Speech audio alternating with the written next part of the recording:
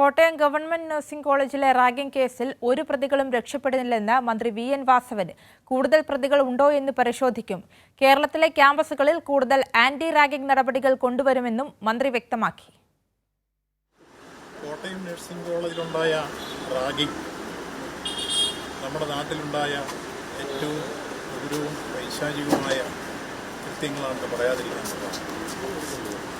ആ കാര്യത്തിൽ ഒരു പ്രതിയും രക്ഷപ്പെട്ടുകൂടാ. നിയമത്തിൻ്റെ ദൃഷ്ടിയിൽ മുഴുവൻ ആളുകളെയും കൊണ്ടുവരണം എന്നതാണ് സംസ്ഥാന ഗവൺമെൻറ് നിലപാട്. ശക്തമായ നടപടികളാണ് ആ കാര്യത്തിൽ ഗവൺമെൻറ് സ്വീകരിച്ചിരുന്നത്. ഇതിൻ്റെ ഭാഗമാണ് പോലീസ് ആദ്യം കൃത്യമായി രേഖപ്പെടുത്തിയ മൊഴിയിൽ പറയുന്ന മുഴുവൻ പ്രതികളെയും സംയോജിതമായി തന്നെ കയ്യാമം വെച്ചത്. ഇതിൻ്റെ അന്വേഷണം കൂടുതൽ തലങ്ങളിലേക്ക് ഇനി ഏതെങ്കിലും തരത്തിലുള്ള വ്യക്തികൾ പെട്ടിട്ടുണ്ടോ, നേരത്തെ ഏതെങ്കിലും തരത്തിലുള്ള വിദ്യാർത്ഥി റാഗിങ്ങിന് വിധേയമായിട്ടുണ്ടോ, ഈ കാര്യങ്ങളെല്ലാം കൂടി പരിശോധിക്കണമെന്ന നിർദ്ദേശം തന്നെയാണ് പോലീസ് സ്വീകരിച്ചിട്ടുള്ളത്.